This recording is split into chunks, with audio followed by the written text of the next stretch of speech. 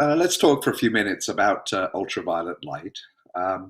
Ultraviolet light or UV light is a type of light that's actually pretty similar to visible light, but it actually has different wavelengths, and that makes it invisible to our human eyes. And it's been known for more than 100 years, in fact, that some wavelengths of UV light are incredibly efficient at killing viruses and bacteria also. Actually, germicidal UV light is pretty commonly used these days to disinfect locations like hospital operating rooms. But the problem we've always had is that if people are directly exposed to this conventional germicidal UV light, there are potential hazards to our eyes and to our skin, and that really greatly limits how and when we can use it. So what we'd really love is a type of UV light which both kills viruses but is also safe. And about 7 or 8 years ago, we realized actually there was such a type of UV light, and that's Far-UVC light, which has an even shorter wavelength, around 220 nanometers. So what we know is that Far-UVC light efficiently kills viruses and bacteria too. But all the available evidence, and here's the thing, is that it's safe for human exposure. So if that's true, if Far-UVC light really is safe and it really does kill coronaviruses, then we have a window of opportunity. Overhead indoor Far-UVC lights could be used to kill viruses in indoor spaces where people are present, and so reduce the risk of person-to-person transmission of COVID-19. And as we start to reopen after the COVID-19 crisis slowly winds down, we hope, there are going to be so many situations where people are moving closer together in indoor spaces. Hospitals, of course, nursing homes, buses, planes, trains, train stations, schools, restaurants, offices, shops, theaters, gyms. The list can go on forever, in fact. So the two questions we need to think about are, first of all, is Far-UVC light safe? And does it really kill coronaviruses? So why is it safe? Well, it's safe because Far-UVC light really can't penetrate into any living cells in our body. It can't penetrate into our skin, can't penetrate into our eyes.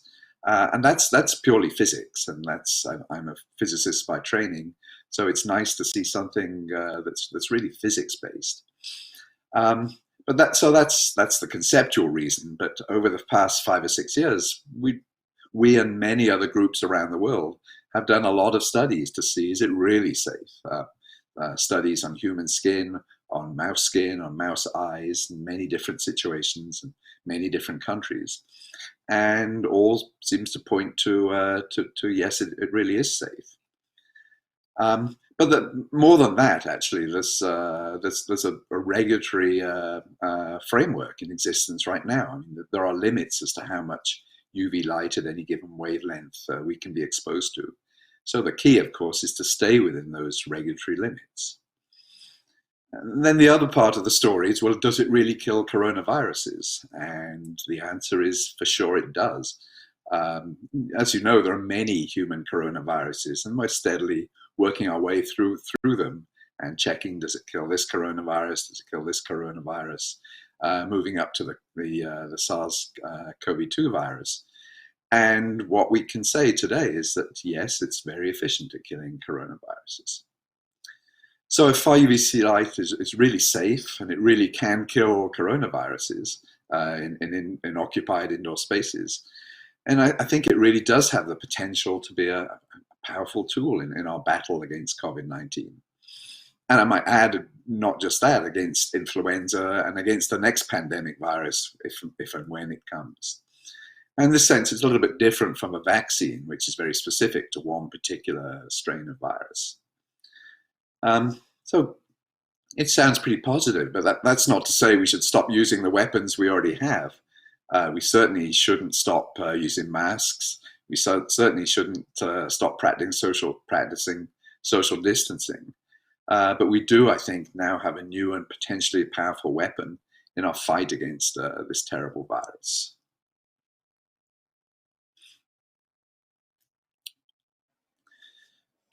Fantastic. Thank you so much for that. It does sound like it could be a real game changer, if I can use that cliche. It has that potential, yeah. So, walk us through exactly how this far UVC light can kill a virus, but not harm, human skin cells or eye cells or whatever else. Well, the reason is basically it's a physics reason, as I was saying, that far UVC light really can't travel very far in any sort of biological material. So right on the surface of our skin, for example, is a layer of dead cells. Um, and this far UVC light simply can't penetrate through those dead cells and so reach the living cells in the skin, in the epidermis and the dermis. And the same goes for the eye. On the very surface of our eye, there's some liquid called the tear layer. And far UVC light can't penetrate that either.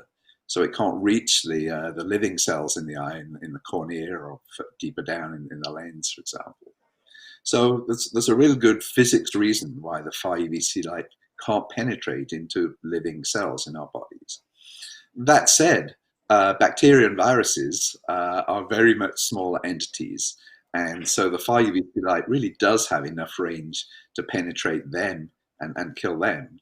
So that's why it can kill viruses, but in principle is safe for human exposure. So it's a kind of defense in depth because we have multiple cells kind of layered down. We're more defended against this particular wavelength than a virus or a bacteria would be.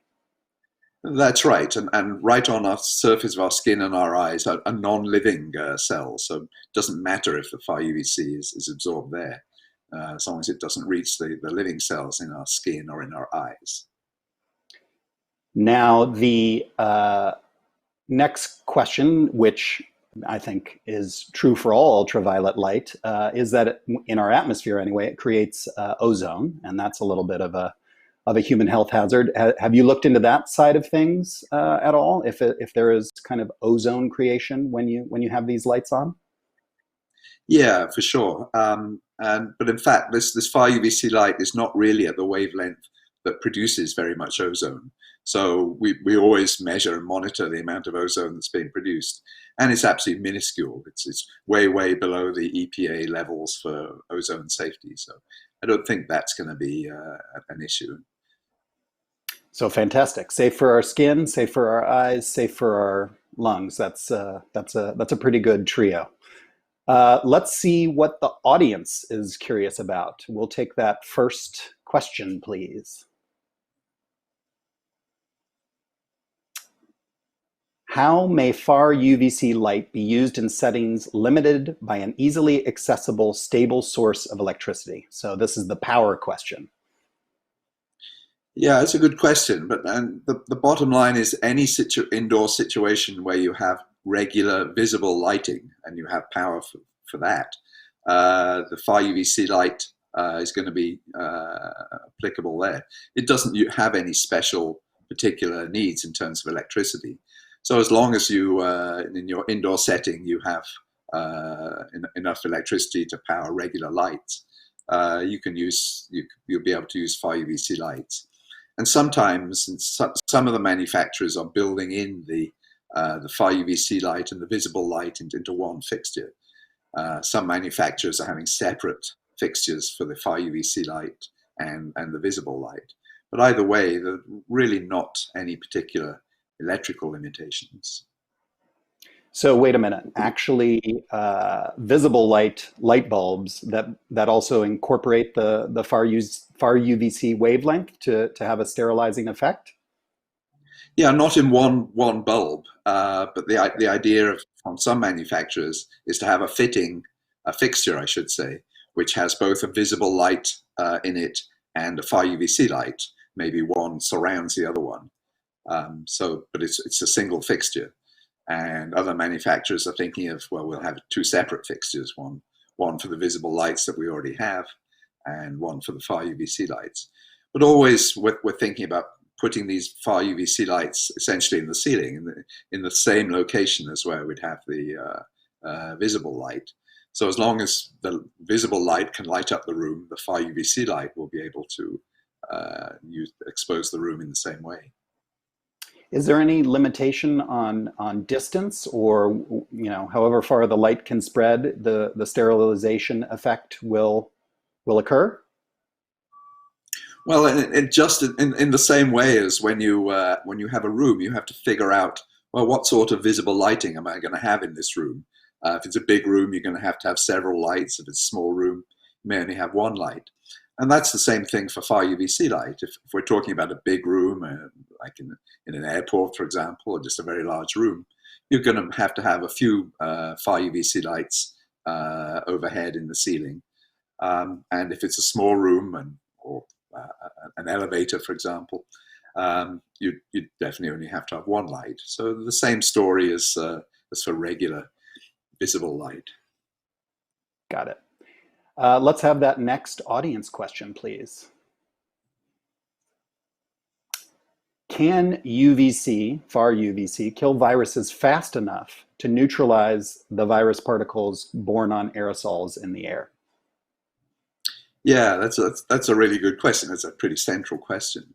And we look upon it this way. So if you and I, David, are in a room together, and maybe with other people, and we're coughing and sneezing, some of us. So over time in that room, the level of aerosols and viruses in the air is going to start to build up. So what we really need is something that will continuously keep that level of virus down. So we'd like 99.99% killing in a few minutes, and that we can achieve.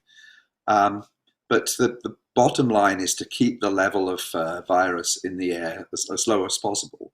Because the lower the level of virus in the air, the less chance there is that it can be transmitted from one person to another. So it really is just keeping the level of virus long term in the air in that room as low as possible. So that implies that these lights would kind of be always on, so that they're always having that sterilization effect. Is that indeed your thinking, that these Far-UVC lights would kind of always be on, even though we can't see them? Well, they could be always on, or they could be on a significant fraction of the time. I don't think it would be very useful to have the lamps on at 8 o'clock in the morning for 5 minutes and then turn it off for the rest of the day, because the whole point is to keep killing the viruses as they're being produced, whereas people sneeze and cough and talk and shout. So we don't necessarily have to have it on every moment of the day, but we don't want to have it on just once a day. That's not the concept here. Do you think does the sun? It must put out wavelengths, or it must put out light at this wavelength. Is that is there a possibility that the sun is providing some of the sterilization in an outdoor setting? Yeah, well, no, actually it doesn't. There are three types of UV light. There's UVA and UVB and UVC, and they're just different. They're different wavelengths. UVC is the one that kills viruses and bacteria most efficiently. Now, the sun produces UVA and UVB and UVC, so they wing their way towards the Earth. But when they get to the atmosphere, the UVC is entirely absorbed in the upper atmosphere, actually in the ozone layer in the atmosphere. So down here on the ground, we don't feel any UVC at all. We only feel UVA, which is where we get some suntans from, and UVB. And those are not very efficient at killing viruses and bacteria. It's really UVC, which is the one which is very efficient at killing viruses. And that doesn't naturally occur here on the ground. Gotcha. So we only get the sun burning in my case, UV. We don't get the good stuff. Yeah, there's no doubt that UVA and UVB kill a little bit of bacteria and viruses, but not much. And anyway, we believe the whole story really is indoors. I mean, that's where most of the transmission from one person to another occurs.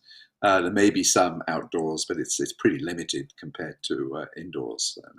I think we're all concerned mainly about being in close proximity to one another indoors. That's right. I mean, I think my top concern as a New Yorker is the subway, which is very indoors. They are using UV light, but it's this UVA or UVB light, right? And they can only use it when humans aren't present. So in the New York MTA system, they are using conventional germicidal UV light, which is UVC. But as I said in my introductory words, that has the potential for health issues if it's directly exposed on people.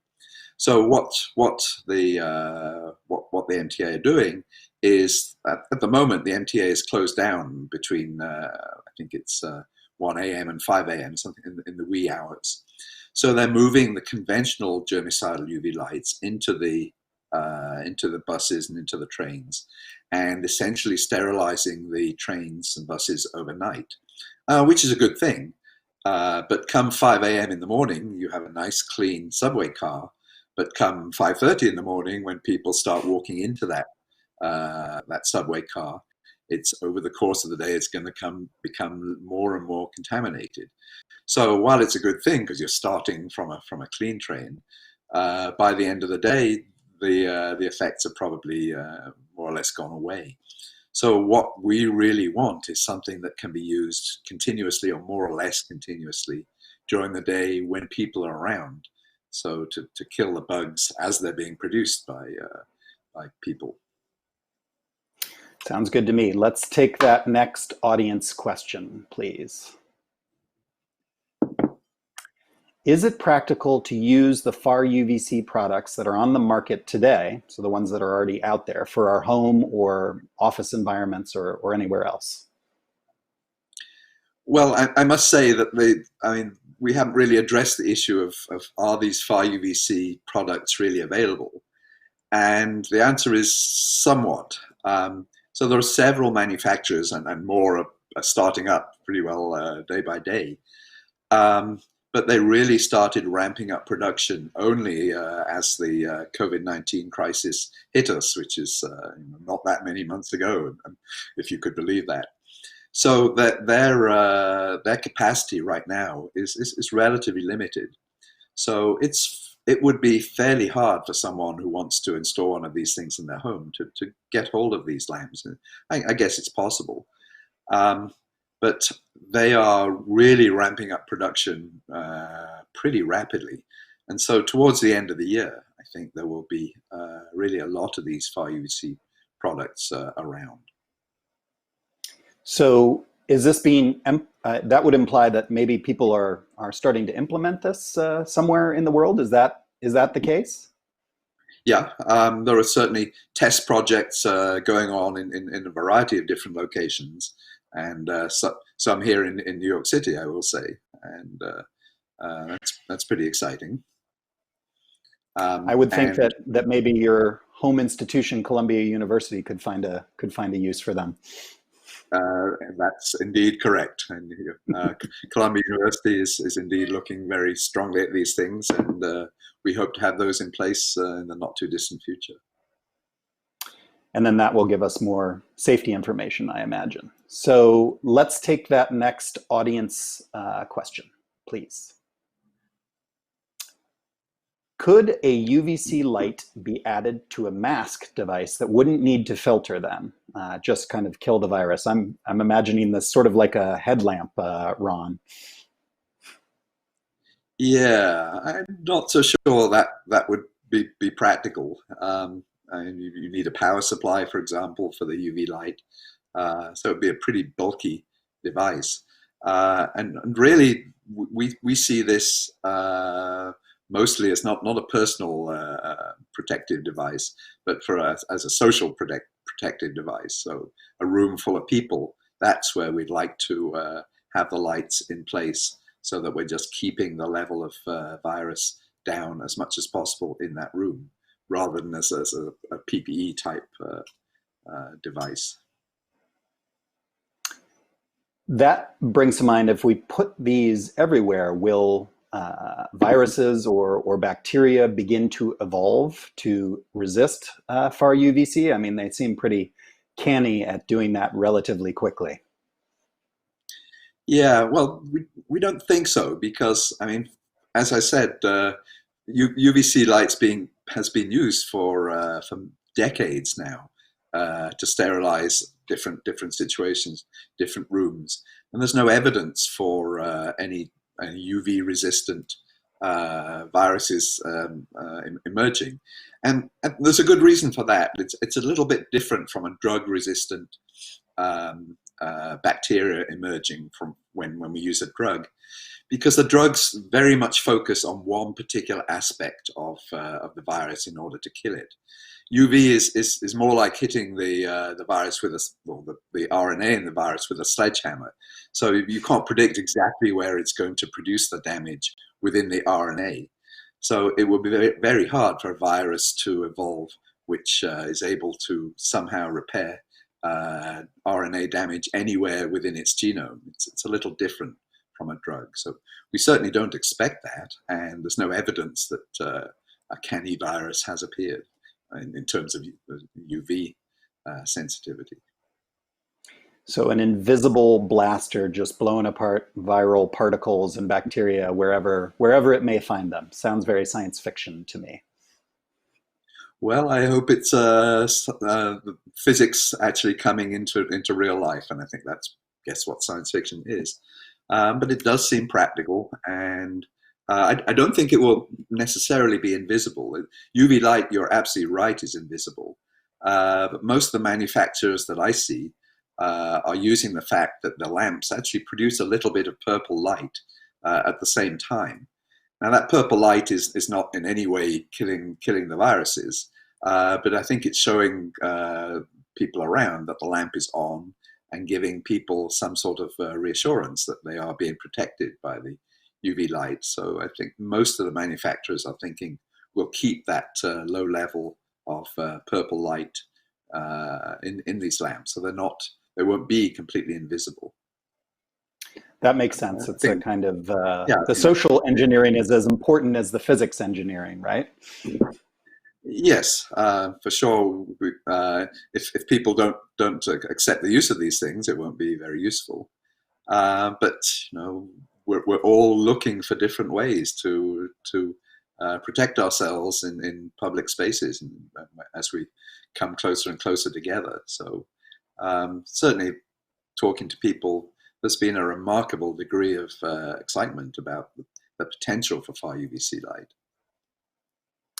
So take us back in your own personal journey with far UVC light. When did you first realize that this had this potential to combat all these troubling pathogens? Well, we were originally thinking not about viruses but about bacteria, which are both nasty pathogens. And my original motivation was that I had a friend who passed away from a drug-resistant bacterial disease, and I was thinking long ago, is there anything physics can tell us to try and stop this problem? So we thought very much in terms of reducing surgical site infections in hospitals by killing drug-resistant bacteria, but again with the same idea that it's going to be safe for human exposure. So the first few years we thought about it and we worked on really entirely on bacteria, and then 2 or 3 years after that the penny dropped that actually we could use this for viruses too. Viruses are also very, very small like bacteria, and there was no COVID-19 at that point. So we were particularly thinking about influenza. We should never forget that influenza is a very, very nasty virus which kills a lot of people every year and no doubt will continue to do so. So what we were looking at far UVC light for was to essentially try and limit the seasonal influenza epidemic that we have every year, and which kills an awful lot of people every year. So we've been slowly working the last 3 or 4 years really in the influenza world. So then come the beginning of this year and COVID-19 appears, then it became immediately apparent to us that the ideas that we'd have for influenza were going to be applicable to COVID-19, because again, it's transmitted from person to person, primarily in the influenza case by airborne routes. So all the concepts that we developed for influenza seem to be applicable to the COVID-19 crisis. So the first thing we started to do was do some measurements. Can the Far-UVC light kill coronaviruses in the air? And the answer, which we've actually just published very recently, is yes. We certainly expected that it would kill coronaviruses, and it does. Great news, and I think we should get these into hospitals stat. That seems like the first great application and has many co-benefits. But I know we're running out of time, so let's try to get in one more audience question before we have to wrap up. So, from Stephen Petronic, we live in a symbiotic relationship with bacteria, many of which are essential to life. Would this create such a sterile environment that it would ultimately be harmful to us? Yeah, well, that's a really good question, because it's undoubtedly that there are bad bacteria, which I was just talking about, like MRSA, but there are good bugs too, and they are essential for us. So most of the microbiome that help us are inside our bodies, or inside our gut, for example, and that's not going to be an issue because UVC light simply can't reach into the gut. It can't penetrate into the body, as we've talked about.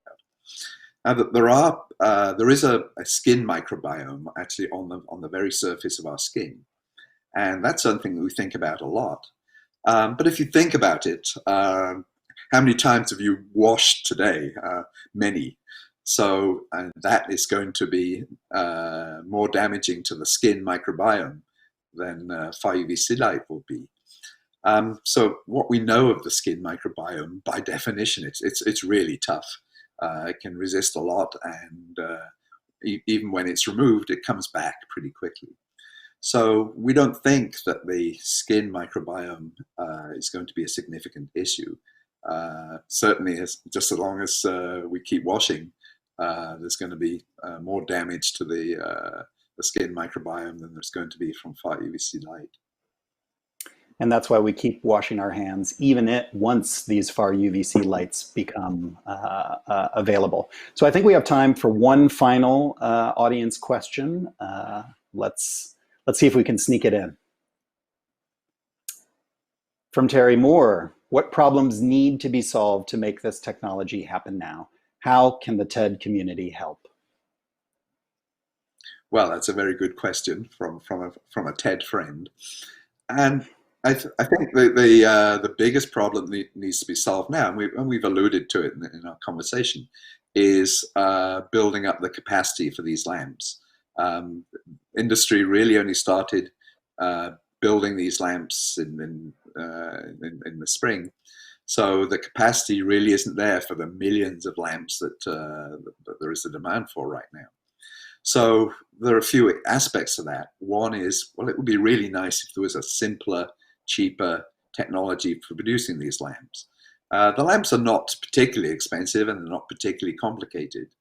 But if it could be made much cheaper and much simpler to manufacture, and I'm thinking perhaps particularly about the LED, just in the same way as LEDs slowly are replacing conventional light bulbs, LEDs have the potential for replacing the current type of Far-UVC light. Would be quicker, would be easier to make, probably cheaper, probably longer lived.